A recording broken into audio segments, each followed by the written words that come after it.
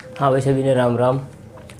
एक अपनी रिवॉल्यूशन जो है, रिवॉल्यूशन के फील्ड में हमारी एक क्रांति की सीरीज चल रही थी, ठीक है।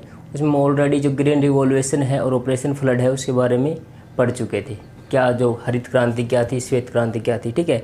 हमारी जो नेक्स्ट जो क्रांति है उसका नाम है ऑपरेशन ब्लू रिवॉल्यूशन, मतलब नीली क्रांति, ठीक है। आज हम इसके बारे में स्टडी करते हैं, ठीक है। ये कैसे आई थी देश में, इसको लाने वाला व्यक्ति कौन था, ठीक है। देखो, एक व्यक्ति था, उसका नाम था डॉक्टर अरुण कृष्ण, ठीक है। डॉक्टर अरुण कृष्ण, ठीक है। ये व्यक्ति थे, इनके द्वारा इस क्रांति को लाया गया हमारे देश में, ठीक है। कब आई ये क्रांति जो आई थी, ये आई 7th पंचवर्षीय योजना के दौरान, मतलब जब 7वीं पंचवर्षीय योजना चल रही देश में, 7वीं पंचवर्षीय योजना के दौरान ये क्रांति हमारे देश में आई। 7वीं पंचवर्षीय योजना कब से कब तक चली भाई? 1985 से 1990 तक, ठीक है। 1985 से 1990 तक हमारे देश में क्या चली भाई? 7th पंचवर्षीय योजना चली थी, ठीक है। अब जो ऑपरेशन जो ब्लू रिवॉल्यूशन जो थी, किससे संबंधित थी भाई? मछली पालन संबंधित थी, मछली पालन या आप क्या कहें मत्स्य पालन, ठीक है। मत्स्य पालन से संबंधित थी ये, ठीक है। अब हम इसके बारे में थोड़ा स्टडी करते हैं भाई। ये मछली पालन में कौन सा देश पहले स्थान पर है, कैसे हमारे देश में मछली का उपयोग क्या है, और ये कैसे कैसे मतलब इसका प्रयोग किया जाता है। लार्जेस्ट प्रोड्यूसर हमारे जो बाजार, हमारे जो मछली उसका सबसे बड़ा उपभोक्ता देश को, जैसे धीरे धीरे इसके बारे में थोड़ा स्टडी करके बता देते भी आपको, ठीक है। देखो, जब बात की जाए भाई लार्जेस्ट प्रोड्यूसर, मैं बात कर रहा हूँ पूरे वर्ल्ड में, ठीक है। पूरे विश्व में अगर सबसे बड़ा प्रोड्यूसर है तो इसका मछली उत्पादन तो कौन आएगा? सबसे बड़ा उत्पादक देश, इसका नाम है चीन। कौन है भाई? China. China on first place. जब दूसरे प्लेस की बात की जाती है तो कौन सा आएगा भाई? हमारा देश भारत। भारत कौन से स्थान पर भाई? 2nd प्लेस पे, ठीक है। पहले नंबर पर कौन सा है? चाइना। दूसरे पर कौन सा है? भारत, ठीक है। जब बात की जाए भाई लार्जेस्ट प्रोड्यूसर,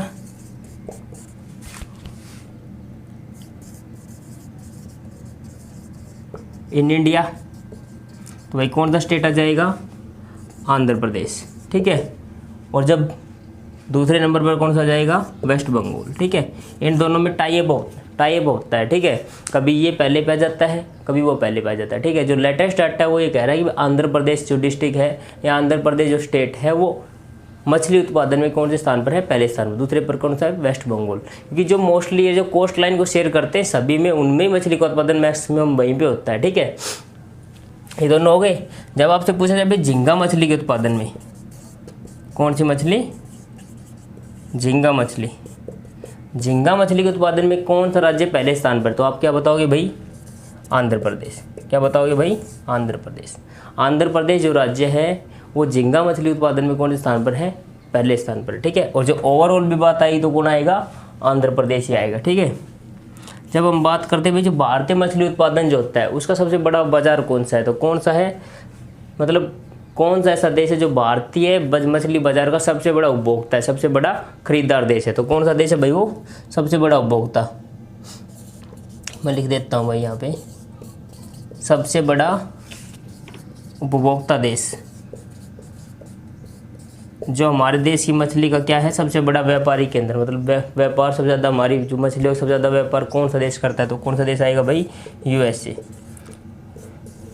अमेरिका जो है वो भारतीय मछली बाज़ार के लिए सबसे बड़ा क्या बाज़ार, ठीक है। अमेरिका जो देश है वो सबसे ज़्यादा मछली का हमारे से क्या करता है भाई? आयात करता है, ठीक है। हम उससे सबसे ज़्यादा निर्यात किसे करते हैं भाई? USA को, ठीक है। इतना हो गया। अब देखो जो मछली पालन है वो कितने प्रकार का होता है भाई?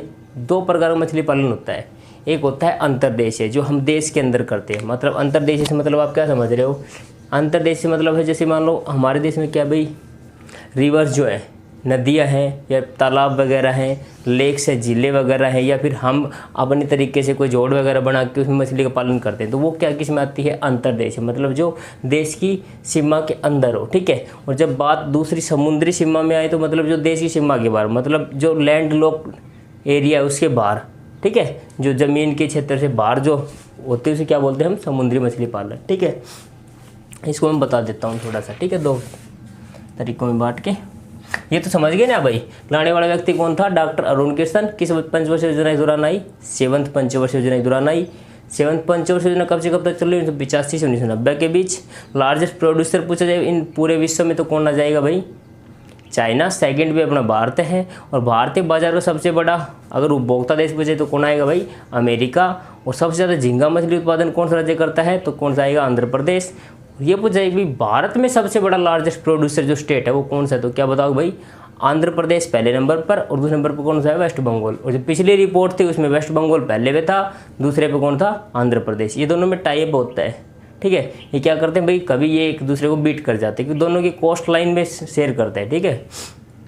अब देखो भाई अगला क्या है, अगला अभी देखो ये मछली पालन है, इसको 2 भागों में बांट देते हैं भाई। कई प्रकार से मछली पालन होता है, कई मछलियों का पालन पूछ सकती है। ये क्वेश्चन आया हुआ है पेपर में कि झींगा मछली के उत्पादन में कौन सा राज्य पहले स्थान पर है, ठीक है, तो कौन सा आएगा, आंध्र प्रदेश। अब देखो इसको देखते हैं मछली पालन को, ये 2 भागों में बांट देते हैं हम इसको।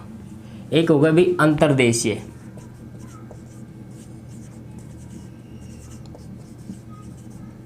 अंतर्देशीय मछली पालन, ठीक है,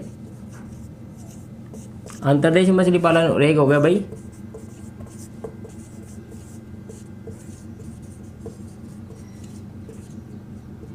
समुद्री मछली पालन, मतलब जो एक तो देश के भीतर और एक देश के बाहर, ठीक है। जब अंतर्देशीय मछली पालन की बात आए तो भाई किस के थ्रू होता है भाई, ये हम करते हैं रिवर्स, नदियाँ, पॉन्ड्स हो गए, ठीक है, या फिर लेक्स ले सकते हो, इनके थ्रू किया जाता है। कैनाल्स भी ले सकते हो, जो नहरें होती है नहरों में भी किया जा सकता है, ठीक है भाई। या फिर जो छोटे छोटे बांध बना देते हैं, स्मॉल डैम्स, उनके थ्रू भी इनका उत्पादन किया जाता है। और जो समुद्री मछली पालन की बात की जाती है तो क्या आता है भाई इसमें, सागर और महासागर, ठीक है, सी और ओशन, सागर और महासागर, ठीक है। इनमें किसका होता है भाई, ये समुद्री मछली पालन में आ जाते हैं, ठीक है। जब बात समुद्री मछली पालन की आए तो आपसे पूछा जाए समुद्री मछली पालन में कौन सा राज्य पहले स्थान पर है, तो आप क्या बताओगे भाई, गुजरात। कौन सा आएगा, गुजरात। एक भी क्वेश्चन नहीं बचेगा, बस आप सिर्फ 20 मिनट का धैर्य रखें, ठीक है। और जब बात की जाए अंतर्देशीय मछली पालन, ठीक है, मतलब देश की सीमा के अंदर, तो कौन सा जाएगा भाई, वही आंध्र प्रदेश, आंध्र प्रदेश। आंध्र प्रदेश जो राज्य है वो सर्वाधिक अंतर्देशीय मछली उत्पादन करता है। और जब बात की जाए समुद्री मछली उत्पादन की तो कौन सा राज्य करता है भाई, गुजरात राज्य, ठीक है। कौन सा करता है, गुजरात। गुजरात को आप इससे इस तरीके से समझ सकते हैं कि सबसे बड़ी कोस्ट लाइन जो है, ठीक है, भारत की 7516.5 कुछ किलोमीटर की जो कोस्ट लाइन है, ठीक है, इसमें सबसे ज़्यादा जो लंबाई है वो किसकी है भाई, देखो 1400 किलोमीटर तो लगभग इसमें होती है अंडमान निकोबार द्वीप समूह की, ठीक है। और जो देश राज्य की जब कोस्ट लाइन लोगे तो आप लगभग पड़ती है 6116.5 किलोमीटर। ये क्या है भाई, तटीय सीमा है, तटीय सीमा की लंबाई है, लेंथ कह सकते, तटीय सीमा की लेंथ कितनी है भाई, ये 6116.5 किलोमीटर। और इसमें से जो सबसे ज़्यादा सीमा शेयर करता है तो वो कौन सा करता है, गुजरात, ठीक है। और 2 क्वेश्चन बन सकते हैं आप इसमें भी, देखो स्ट्रेटेजिक जीके के 2 क्वेश्चन है, ज्योग्राफी से बनेंगे। वो आपको क्या बनेंगे, कौन सा ऐसा राज्य है जिसकी कोस्ट लाइन सबसे बड़ी है, तो क्या बताओगे आप, गुजरात। कौन सा बताओगे आप, गुजरात। और जब आपसे पूछा जाए भाई पश्चिमी तट पर कौन सा राज्य है, तो पश्चिमी देखो ये हमारा भारत हो गया, ठीक है, कोस्ट लाइन होगी भारत की। तो इस कोस्ट लाइन में आप देखोगे तो ये जो एरिया है दिख रहा है ना भाई, हाँ, तो ये जो एरिया है ये क्या हो गया भाई, वेस्ट हो गया, और ये हमारा क्या हो गया, ईस्ट, ठीक है। तो ईस्ट साइड पर कौन से 4 राज्य जो अटैच हैं, तो उन 4 राज्यों में कौन कौन सा आएगा भाई, तमिलनाडु, ये हो गया आंध्र प्रदेश, ये हो गया ओडिशा, और ये हो गया वेस्ट बंगाल। ये 4 राज्य सीमा शेयर करते हैं। जो विशाखापट्टनम जो पोर्ट है, बंदरगाह है, वो सबसे क्या है, गहरा बंदरगाह है, सबसे ज़्यादा गहरा बंदरगाह कौन सा है, विशाखापट्टनम, ठीक है। जहाज वगैरह वहाँ पे एक जैसे कि बंदरगाह इस तरीके से बनाया गया जहाज़ों को मतलब दिक्कत ना हो, तो साइड से आ जाते हैं वो, ठीक है। और जब वेस्ट की बात की जाती है तो यहाँ पे गुजरात के बाद महाराष्ट्र आ जाता है, कर्नाटक आ जाता है, गोवा आ जाता है, गोवा, कर्नाटका और केरला, ठीक है, ये हो गया, ठीक है। ये 5 राज्य पूर्वी तट पर है और 4 राज्य किस तरह नहीं, 5 राज्य पश्चिमी तट पर, 4 राज्य पूर्वी तट पर। और पश्चिमी तट पर सबसे बड़ा पूछा जाए तो इसमें तो ओवरऑल भी गुजरात और पश्चिमी तट पर भी गुजरात है। जब बात आती है पूर्वी तट पर पूछी तो पूर्वी तट पर कौन सा राज्य आएगा भाई, आंध्र प्रदेश। आंध्र प्रदेश जो राज्य है पूर्वी तट पर, वो सबसे बड़ी क्या करता है भाई, सीमा को शेयर करता है, ठीक है, आंध्र प्रदेश का, समझिए, कोस्ट लाइन में। अब देखो इतना हो गया, अब आगे बताते हैं, समझिए, बता दो ना भाई, टोटल सीमा कितनी लगती है अपनी, 7516.6 किलोमीटर। ये पूरी की पूरी कोस्ट लाइन है। इसमें अंडमान निकोबार क्या बता दीजिए तो लगभग पूरे जो राज्य की साथ सीमा लगती है वो लगती है 6116.5 किलोमीटर, ठीक है। और सबसे बड़ी कौन करता है, गुजरात, ठीक है। अंडमान निकोबार कितनी करता है भाई, 1400 किलोमीटर, ठीक है। अब देखो मैं बताता हूँ, ये मछली पालन जो है, फिशरीज जो है, फिशरीज, इसको हम क्या बोलते हैं भाई, मत्स्य पालन। इस फिशरीज में है ना, जो ये फिशरीज है ये भारतीय जीडीपी का टोटल 1% क्या करता है भाई, ये शेयर करता है। मतलब पूरे अगर भारतीय जीडीपी निकाली जाए, पूरे भारतीय जीडीपी निकाली जाए तो इसका 1% कौन आएगा भाई, 1% आता है फिशरीज में, ठीक है। जब हम एग्रीकल्चर जीडीपी की बात करते हैं, किसकी भाई, एग्रीकल्चर जीडीपी, जब हम बात करते हैं एग्रीकल्चर जीडीपी की, तो एग्रीकल्चर जीडीपी में क्या जाएगा, एग्रीकल्चर जीडीपी में भारत शेयर करता है भाई इसकी 5%, ठीक है। जब वैसे से बात की जाए तो जीडीपी की 1%, जब एग्रीकल्चर जीडीपी की बात की जाती है कितना परसेंट शेयर करता है, 5%, ठीक है, मछली पालन फिशरीज में। अब देखो ये फिशरीज जो है ना, मत्स्य पालन जो है, वो भारत में बहुत ज़्यादा लोगों को रोजगार प्रदान करता है, ठीक है। अगर आपसे पूछा जाए अप्रोक्स तो कितना बताओगे आप, लगभग अप्रोक्स जो है ना, अप्रोक्स 14 मिलियन का मतलब समझ रहे हैं आप। मैं ये कह सकता हूँ 1,40,00,000 1,40,00,000 लोग किस में लगे हुए भाई, ये मछली पालन में, इनडायरेक्ट डायरेक्ट रूप से किस में लगे हुए भाई, मछली पालन में लगे हुए हैं, ठीक है। यहाँ तक कोई दिक्कत नहीं भाई, ठीक है। अब इसके बाद देखो एक राष्ट्रीय मत्स्य विकास बोर्ड की स्थापना की गई थी, राष्ट्रीय मत्स्य विकास बोर्ड। ये कब की गई भैया, ये की गई 2006 में, 2006 में की स्थापना की गई राष्ट्रीय मत्स्य विकास बोर्ड की, ठीक है। फिशरीज से समझ लीजिए एक बार, जब टोटल ओवरऑल देशी जीडीपी की बात की जाती है तो उसमें से 1% कौन शेयर करता है भाई, ये मत्स्य पालन। जब एग्रीकल्चर जीडीपी की बात की जाती है तो कितना आएगा, 5%, ठीक है। और जब हम बात करते हैं कि कितने लोगों को रोजगार प्रदान कराता है तो कितने आएंगे भाई, लगभग 14 मिलियन, 1,40,00,000 लोगों को रोजगार प्रदान करता है, ठीक है। राष्ट्रीय मत्स्य विकास बोर्ड, या इसको हम कह सकते हैं NDFB, national development for fishers board, ठीक है, मत्स्य के लिए। कब स्थापना हुई थी, 2006 में, ठीक है। यहाँ तक कोई दिक्कत नहीं भाई, इतना हो गया। अब देखो हम आगे ये समझते हैं कि ये फिशरीज है, इसका उपयोग क्या होता है। मतलब देखो उपयोग पूछ ले, उपयोग, यूजेज क्या होते हैं। फिशर जो होती है, आपको पता है भाई, ये जो होती है प्रोटीन के अच्छी स्रोत होती हैं, ठीक है, प्रचुर मात्रा में प्रोटीन पाया जाता है।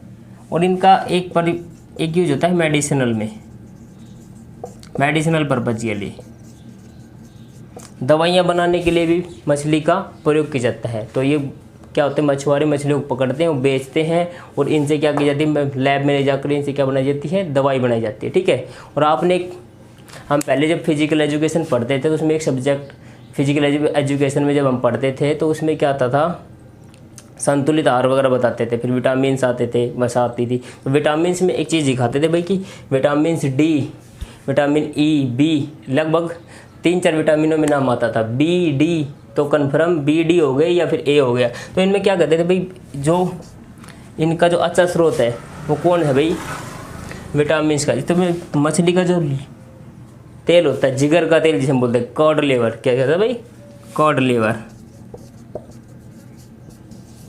ऑयल, ठीक है, जिगर का तेल, जिसे क्या बोला जाता है भाई, जिगर का तेल। ये क्या होता है भाई, इससे विटामिन की पूर्ति होती है। तो आप समझ रहे हो भाई इसका मछली पालन का प्रयोग कहाँ तक जा रहा है, इसका हम प्रयोग कहाँ तक करें भाई, यूजेज कहाँ तक चल रहा है। हम इसको मेडिसिनल पर्पज में भी यूज कर रहे हैं, ठीक है। विटामिन भी है, प्रोटीन्स में पूर्ति हो रही, प्रोटीन्स का अच्छा स्रोत मानी जाती है, ठीक है। इसके साथ साथ दालें भी जो होती है प्रोटीन का क्या होती है, अच्छा स्रोत होती हैं, ठीक है। ये हो गया भाई। अब थोड़ा सा मैं आगे बता देता हूँ। ऑपरेशन ये तो फर्स्ट चला, ठीक है। उसके बाद अब ऑपरेशन ब्लू रिवोल्यूशन 2 चला दिया गया। क्या चलाया गया, ब्लू रिव, देखो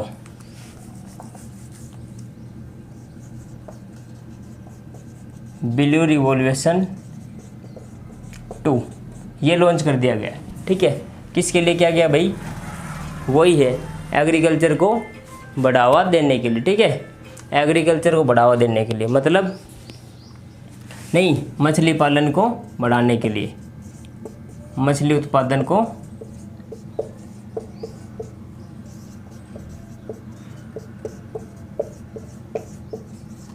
बढ़ावा देने के लिए क्या लॉन्च किया गया, ऑपरेशन ब्लू रिवोल्यूशन 2, ठीक है। और एक योजना शुरू की गई इसके लिए, PMMSY,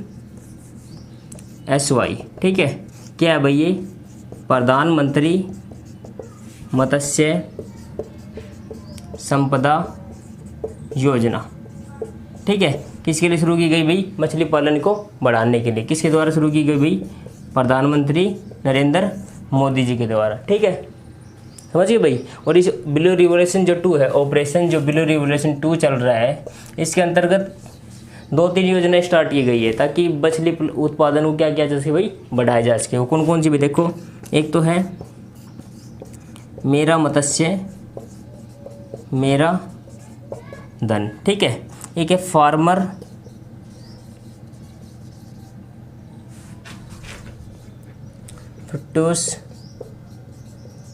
फर्टूस स्कीम, ठीक है। एक फार्मर फर्टूस स्कीम हो गई। फिर एक अगली है, वो है नेशनल फिशर्स एक्शन प्लान 2020, ठीक है। इसके साथ साथ कौन कौन सी भाई, PMMSY प्रधानमंत्री मत्स्य संपदा योजना, किसी द्वारा शुरू की गई भाई, नरेंद्र मोदी जी के द्वारा। उसके बाद ये 3-4 योजनाएं और शुरू की गई, मेरा मत्स्य मेरा धन, फार्मर फ्रूट्स योजना या स्कीम कह सकते हैं आप, नेशनल एक्शन प्लान, जो नेशनल फिशर्स एक्शन प्लान जो था, फिशर्स एक्शन एक्ट प्लान जो था, वो शुरू किया गया कब, 2020 के लिए, ठीक है। ये 3-4 योजनाएं और शुरू की गई हैं, ठीक है। किसके अंडर में की गई है, ऑपरेशन ब्लू रिवोल्यूशन 2 सेकंड भी लॉन्च हो चुका है भाई, ठीक है। किसमें, 2014 में नरेंद्र मोदी सरकार आई तो उसके बाद ये लॉन्च किया गया, ठीक है। अब देखो मैं आगे एक चीज़ और बता देता हूँ आपको, जो लास्ट है हमारे इस टॉपिक किस रिगार्डिंग, सबसे लास्ट चीज़ वही है, क्या है वो देखो भाई। देखो सरकार ने एक क्षेत्र डिसाइड कर रखा कि भाई जो मछुआरे जो कहाँ तक जाके क्या कर सकते हैं भाई, मछली को पकड़ के ला सकते हैं, ठीक है। तो EEZ जो क्षेत्र है, EEZ यहाँ तक क्या है, किसानों को, जो मछुआरे जो उनको मछली पकड़ने का सरकार ने दे रखा, भाई आप यहाँ तक जाकर क्या कर सकते हैं, मछली को पकड़ सकते हैं, मछलियों को मतलब उनका उत्पादन करने के लिए मछली लेके आ सकते हैं, ठीक। EEZ, अब ये EEZ क्या होता है भाई, ये होता है एक्सक्लूसिव इकोनॉमिक जोन, ठीक है, जिसे हम क्या बोल सकते हैं, अनन्य आर्थिक क्षेत्र,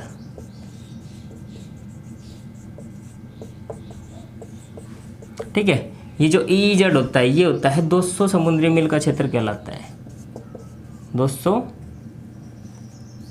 समुद्री मील, 200 समुद्री मील तक का जो क्षेत्र होता है, वहाँ तक क्या कर सकते हैं, मछुआरे जाकर भाई मछलियों का क्या कर सकते हैं भाई, पकड़ सकते हैं और उनको लेके आ सकते हैं, अपने पर्पज़ के लिए प्रयोग कर सकते हैं, ठीक है। अब ये EEZ 200 समुद्री मील का चक्कर क्या है, वो भी मैं एक बार समझा देता हूँ, ठीक है। देखो मान लो ये भारत की कोस्ट लाइन है, ठीक है, भारतीय कोस्ट लाइन है, ये भारत का क्या पड़ता है, अंडमान एंड निकोबार, ठीक है।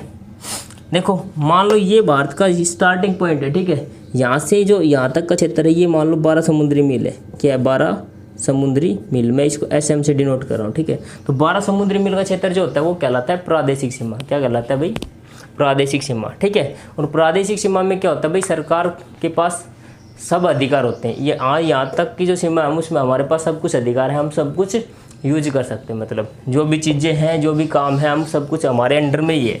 उसके बाद मान लो ये जो सीमा है 12 और 24 समुद्री मील जो सीमा होती है, ठीक है, उसमें क्या है, हमें जो दूसरे देशों के जो जहाज वगैरह आते हैं, ठीक है, उनसे कर लेने का अधिकार है, या फिर कोई हमें को साफ़ सफाई का कार्य करवाना हो यहाँ पर तो हम वो यहाँ कर सकते हैं, ठीक है। और इसके बाद का जो क्षेत्र है ये मान लो आप, ये जो 200 समुद्री मील, इसमें क्या होता है, अनन्य आर्थिक क्षेत्र है। ये वो क्षेत्र है जहाँ पर अगर मान लो हम क्या है, कोई जहाज वगैरह आता है किसी देश का तो उसको कर वगैरह तो नहीं लेते हैं, लेकिन क्या है वो पूछ के हमसे जा सकता है, हमारा क्षेत्र पूछ जाता है। लेकिन यहाँ पर जो पेट्रोलियम मान लो प्राकृतिक ऐसे अगर भंडार पाए जाते हैं तो उसका हम क्या कर सकते हैं, प्रयोग कर सकते हैं, दोहन करने का हमको क्या होता है भाई, अधिकार होता है, ठीक है। अभी समुद्री मील समझो क्या है, देखो हमारी भाषा में हम लिखते हैं 1 माइल, 1 मील जो होती है वो होती है 1.6 किलोमीटर के बराबर होती है, 59 कुछ के आसपास होती है, लेकिन हम अप्रोक्स 6 किलोमीटर लेते हैं, ठीक है। और जब एक समुद्री मील की बात की जाती है तो एक समुद्री मील किसके बराबर होता है भाई, एक समुद्री मील बराबर होता है 1.852 किलोमीटर, मतलब 1.85 किलोमीटर ले सकते हो। तो 200 समुद्री मील मतलब 1.85 से मल्टीप्लाई कर दीजिए, इतने किलोमीटर तक मछुआरे क्या कर सकते हैं, बजाकर मछली को पकड़ के ला सकते हैं। कई बार क्या हो भाई, मछुआरा जो रहे, अब भाई हर किसी को क्या है भाई, मान लो सबको थोड़ा थोड़ा लालच हो जाता है, हम हमारे से ले लो भाई, मान लो हम अगर जॉब करते हैं तो जॉब में क्या होता है भाई, हम सोचते हैं पैसे किसी तरीके से और ज़्यादा आएँ, सरकार हमारे पैसे बढ़ा दे, ठीक है। जो मान लो टीचर लगा हुआ है, कोई किसी भी जॉब में लगा हुआ है, अगर उसके मान लो 40,000 सैलरी में, तो वो ये सोचेगा भाई मेरे को सरकार 50,000 दे, मेरी सरकार बढ़ाए, ठीक है। प्राइवेट में जो लगा वो सोचता भाई हमारा कारोबार और अच्छा फैले, तो ये क्या करते कई बार 200 ये समुद्री मील है ना, ये जो क्षेत्र है इसको भी क्या कर जाते हैं, पार कर जाते हैं, ठीक है। तो कभी आपने न्यूज़ सुना होगा, ठीक है, अखबारों में अक्सर ये लिखा होता है कि भाई श्रीलंका ने भारत के मछुआरे पकड़े, जेलों में डाल देते हैं, ये भारत ने श्रीलंका में मछुआरे पकड़े। वो क्या होता है, मछुआरों को पता तो होता नहीं अप्रोक्स भाई हम 200 समुद्री मील की सीमा पार कर गए, क्योंकि वहाँ पर कोई पानी में लाइन तो खींचेगी नहीं कि भाई लाइन खींच गई पता चल जाए 2 समुद्री मील पार हो गया। और उनके पास ऐसे कोई उपकरण नहीं है कि भाई 200 समुद्री मील को नाप सकें, मान रहे हैं भाई। जो जहाज होते हैं, इंडियन नेवी होती है, उनके पास तो उपकरण होते हैं, उनको पता होता है भाई हम कहाँ पर स्टैंड कर रहे हैं फिलहाल। अब इनको थोड़ी ना पता होता, कई बार ये अपने भाई नाव वगैरह से चले जाते हैं, 200 किलोमीटर के 200 समुद्री मील भी पार कर जाते हैं। तो जो दूसरे देश होते हैं वो उनके जब क्षेत्र में बढ़ जाते हैं तो इनको पकड़ लेते हैं, समझ गया। अब तो मछुआरों को इसीलिए पकड़ लिया जाता है क्योंकि वो अपना क्षेत्र उनको क्या दिया गया, 2 समुद्री मील तक आप आराम से मछली पालन कीजिए, मछलियों को पकड़िए, कोई दिक्कत नहीं। लेकिन 200 के बाद जाते क्या होता है, पकड़ लेते हैं। तो वो पकड़ने मतलब क्या होता है, वो सरकारी सोचते भाई ये जो किस पर्पज़ से है भाई, या तो आतंकवादी हो सकते हैं, या फिर ये जो दूसरे देश में अगर एंट्री कर गए तो मतलब समुद्र में आए तो भाई ये हमारे देश में किसी तरीके से बढ़ने की कोशिश कर रहे हैं, तो वो पकड़ ले जाते हैं। और कुछ दिनों जैसे स्वतंत्रता दिवस आता है या फिर 26 जनवरी के प्रोग्राम पर, गणतंत्र दिवस पर, इनको कुछ मात्रा में रिहा भी कर देता है। भारत सरकार भी करती है, श्रीलंका मोस्टली तो श्रीलंका के साथ ही है हमारे साथ। क्यों? क्योंकि श्रीलंका एक कोस्ट लाइन में लगता है हमारे, ठीक है। मोस्टली श्रीलंका के साथ होता है क्योंकि या तमिलनाडु आंध्र प्रदेश हो गया, या इस साइड गुजरात साइड से मान लो तो गुजरात से मेन मालदीव के साथ होगा, लेकिन ये मेन ये तमिलनाडु साइड के होते हैं, ये आगे तक चले जाते हैं, श्रीलंका वाले पकड़ लेते हैं, ठीक है। इस वजह से हो जाता है। कोई लगभग क्वेश्चन मैंने इसके रिगार्डिंग कवरअप कर दिया है, बाकी और कोई क्वेश्चन रह भी गया होगा तो भाई अगली वीडियो में देख लेंगे कोई अगर ऐसा है। और फिर भी अगर आपको कुछ समझ में नहीं आ रहा है इसके रिगार्डिंग तो आप ऐसा करना भाई कमेंट बॉक्स में बता देना, तो मैं उसको देख के जैसे कि जो भी आपका क्वेश्चन होगा मैं बता दूंगा, ठीक है। और बाकी देख लेना इसको एक बार, ठीक है। तो थैंक यू सो मच और जय हिंद।